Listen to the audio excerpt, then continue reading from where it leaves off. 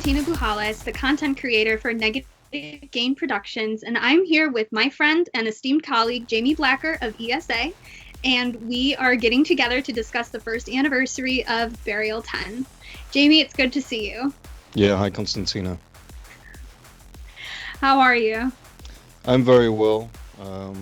Just dealing with lockdown 3.0 like everybody else at the moment here in the UK. How are you?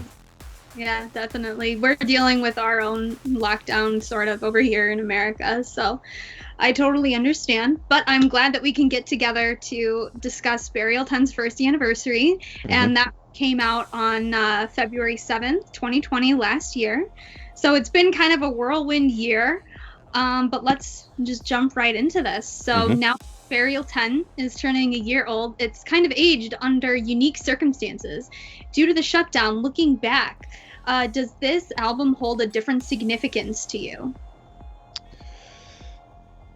Yeah, I mean it's a very strange situation for a lot of different people that released music from beginning of 2020 onwards, because I'm sure a lot of artists released albums thinking, okay, the reason for this is we're going to go tour it, and creates a whole marketing campaign, and all the things that come off the back of releasing an album. So I'm sure I'm not on my own in kind of realizing it almost feels like a bit of a waste. I don't know if that's a bit dramatic, but it feels like now when it comes to eventually and hopefully starting touring again, it almost feels like there's going to have to be another release to kind of give it the validity to do that. So it almost feels, although the critical and the fan response to Burial 10 has been really good, it almost feels like it's almost been a bit wasted because I've not been able to tour off the back of it.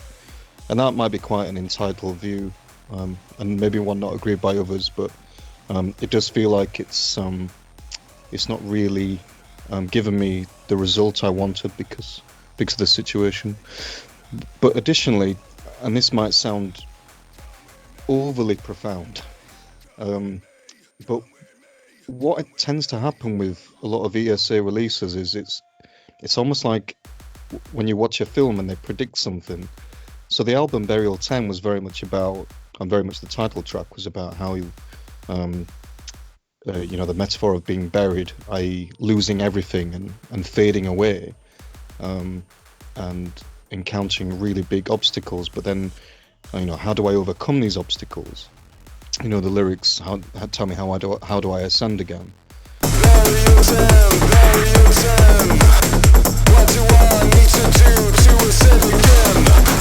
And that's what the video was very much about. It was about self-doubt and burying yourself and kind of self-harm in a kind of a mental way, and destroying yourself, but then realizing, I can bring myself out of this. And what happened in 2020, almost that preceded that, was almost like it was almost like it was telling a future story, because I lost my hearing. I mean, it's no news to anybody that I lost my hearing for 4 months of 2020, and that 4 months was very surreal, and I didn't think I was going to climb out of it. The reality, and that was, how do I ascend again? Like, how do I get out of this? Like, do I ever become the person I was again?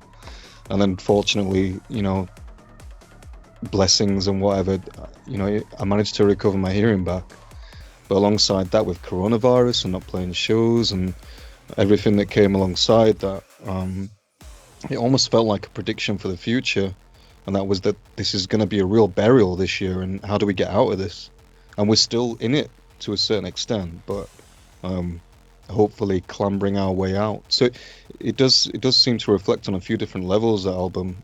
And I'm going to start writing albums that are really nice, and this great thing happened so that it happens in the future, I think. Yeah, so you don't get stuck again with just writing your own future like that. Right. Yeah, and the sound of this album, it takes a different shape, and there's this aggression, and it maintains a mixture of maturity and recklessness.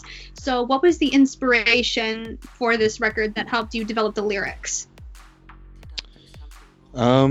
Well, with regards to kind of the power and the recklessness and the feel of the album, um, obviously when you are learning production and writing music, you're picking up tricks along the way. You are developing what your sound is, what your sound palette is, and how you push your sonic barrier and all that kind of deep stuff. And in earlier albums, when I would write a very aggressive, punky rhythmical noise track, often it would sound, probably overtly extreme. Whereas now, I tend to go for more of a feeling of just a constant, just like wall of sound, just a barrage of power throughout. It doesn't ever tip over the edge. It doesn't ever like go too far. It's just this slab. Um, and if I could compare Burial 10 to a sound, it would, as an analogy, it would be like one of those, concrete steamrollers that is just slowly grinding down a road and nothing can get in its way, and it's just a big powerful unit that doesn't stop, but just slowly and gradually. I mean, I know this answer is getting ridiculous, but that's kind of how I see the sound of Burial 10.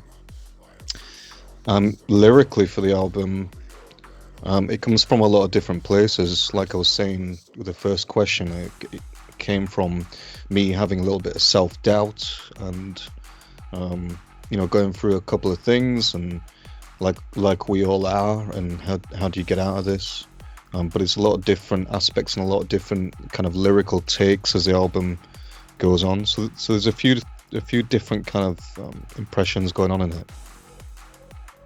And I love how you describe the sound as like a concrete steamroller, because you say that and then I can understand the imagery that goes along with it. And it does kind of feel like when you're finished, it almost feels like you're being kind of laid down in a wasteland. You're in the wake of the destruction of the record that you didn't even realize was happening until you finish it. So I loved how the sound of it, you don't realize how powerful it really was until you finish it and you're done, and then you just you're almost in like a limbo, but in a really surreal way, and you realize you just kind of it almost feels like a marathon, but in a very good way.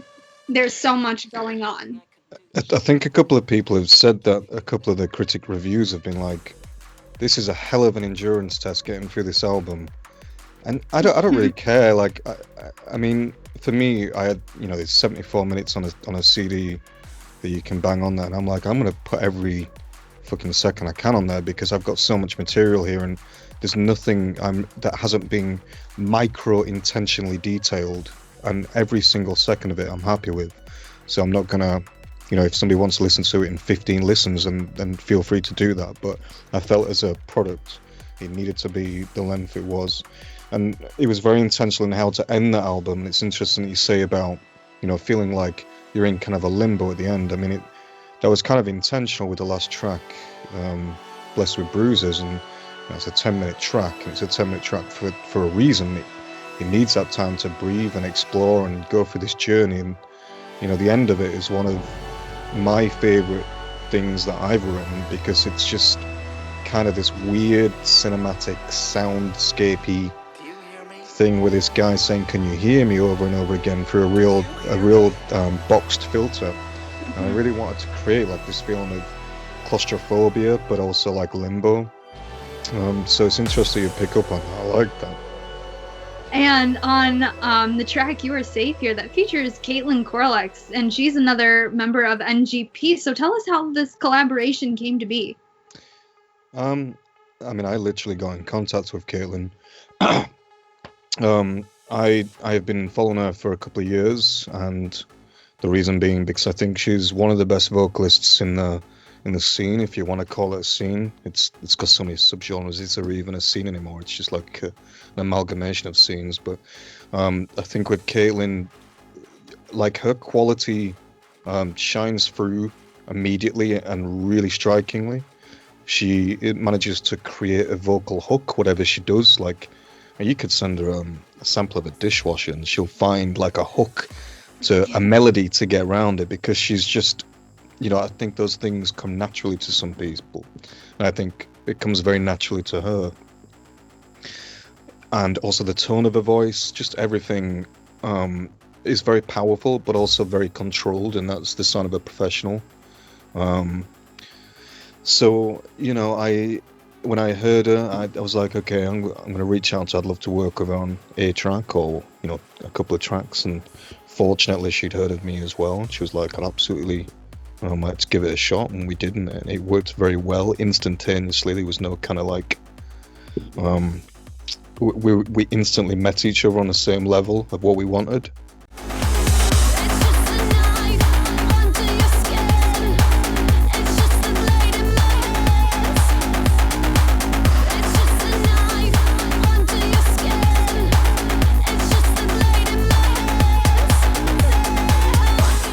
And she's a consummate professional, and it worked out, and that's why we did the track ESA for you, and that had a great response. Probably the most commercial track I've done for ESA. And then, because I had such a great response, and because I enjoyed her work on the track so much, I decided to, get her in on Eat the Young as well, which probably did even better.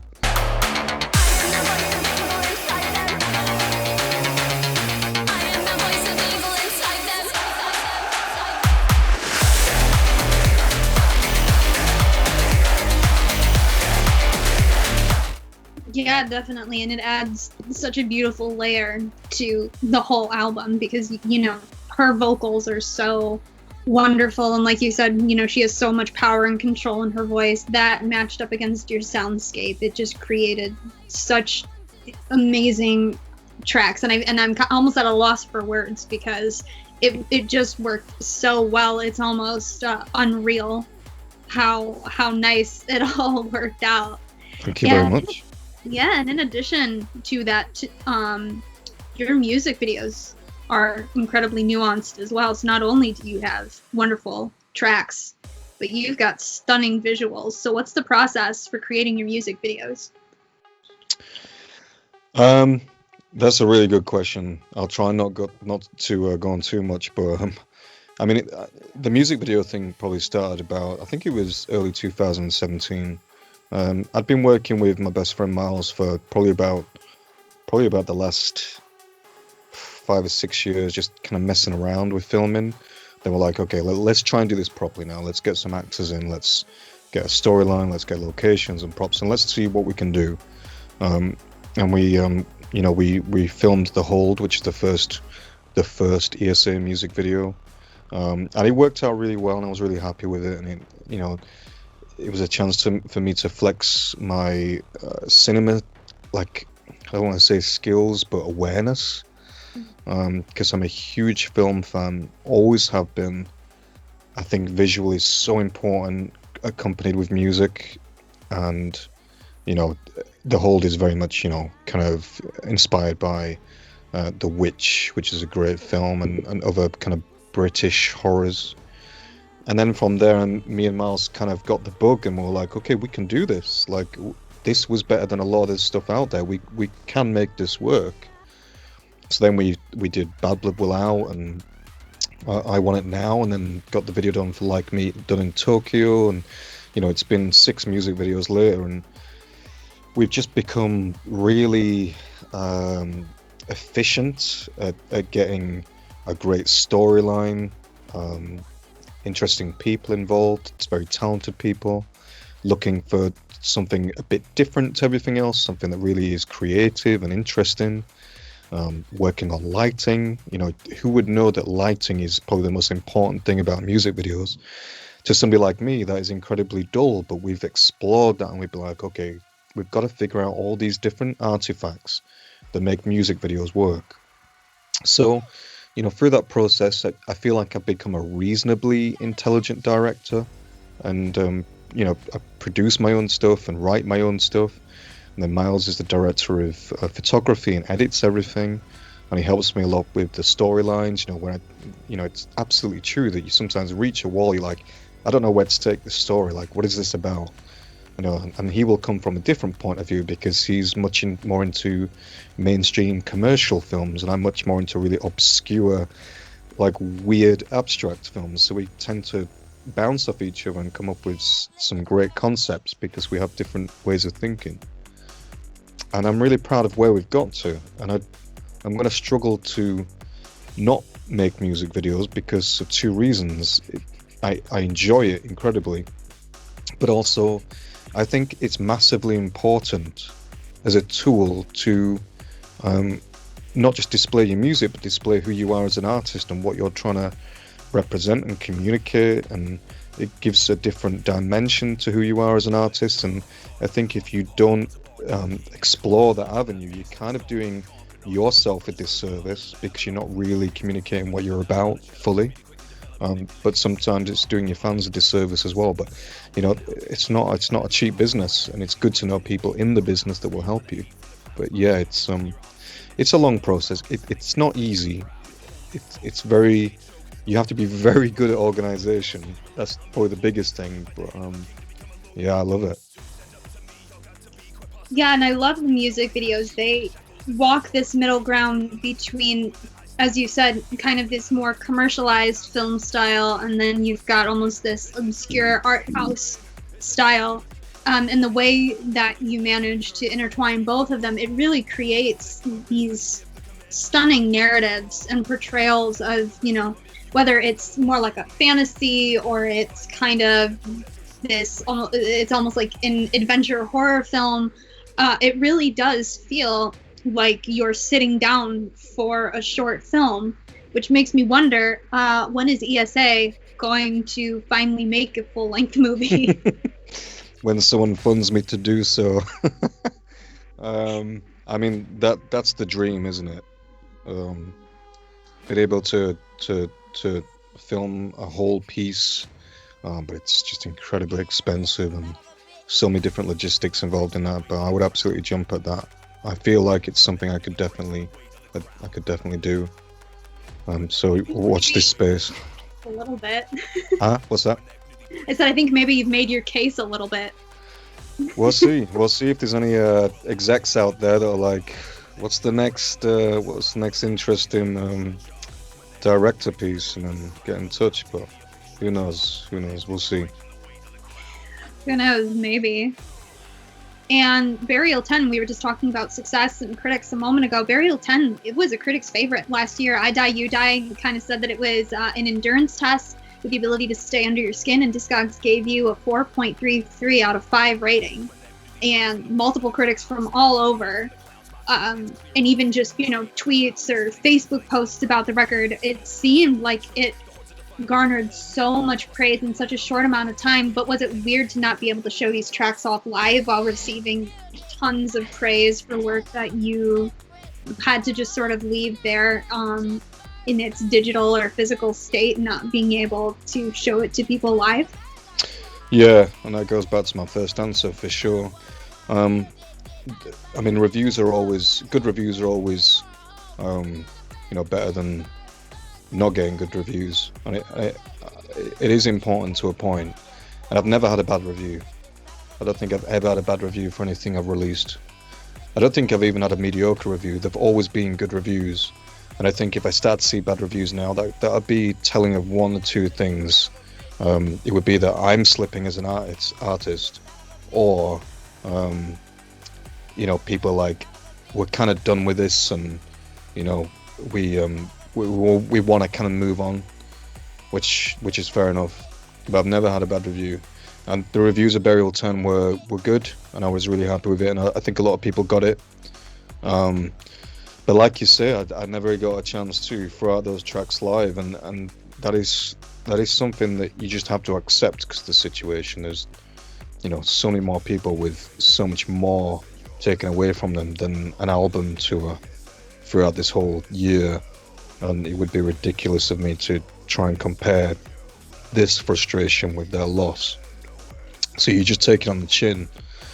I did get to play the one show in September in Estonia, which was kind of like, it was kind of nuts that I got to do that, because it was in the middle of all the lockdowns, so it was like this exact pocket where I got to jump in and do something.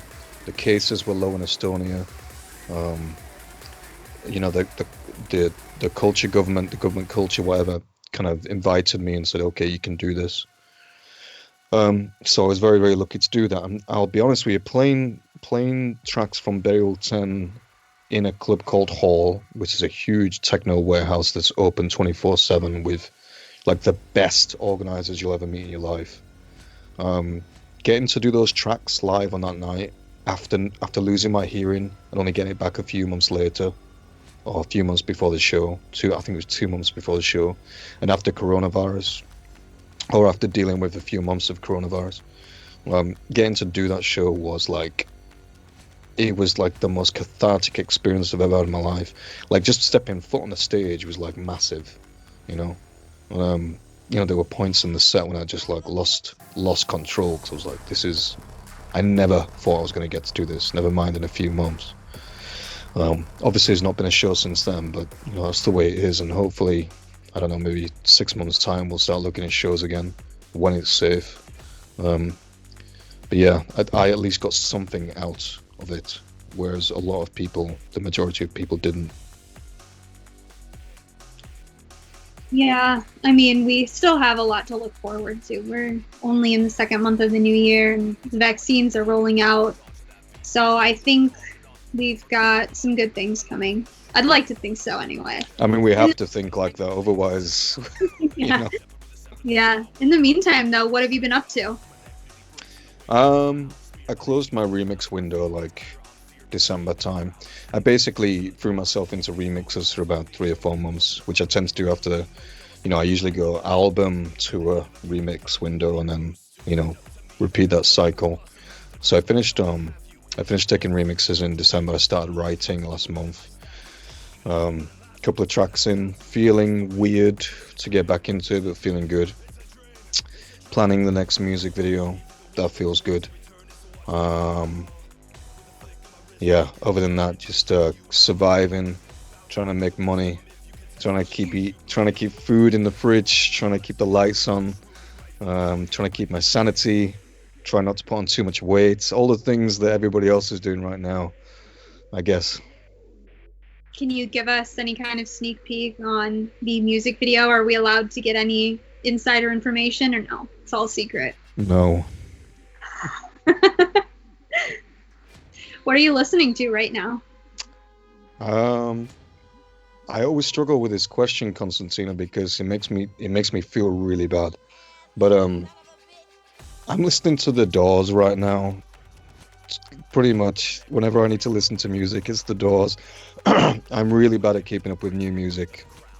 I think because I work so much on music, when I'm not working on music, I tend to want to unplug myself a little bit. Mm-hmm. So I tend to listen to things that make me feel a certain way, so nostalgia mostly. So I listen to a lot of metal because it's what I grew up on. But right now I'm having a huge Doors phase. And I'm trying to think of anything else. I think Van Halen is in my car right now. Right now. I mean, I'm trying to make myself sound cooler, but there's no point really. I couldn't list any cool names. I mean, there's a lot of good stuff coming out on NGP. Every artist that's getting signed on there is like, forward-thinking, creative, interesting, and young bands, and I get to see little excerpts of them. But with regards to my own private collection, I'm in old man history phase right now, listening to, 60s poetic rock. Understood.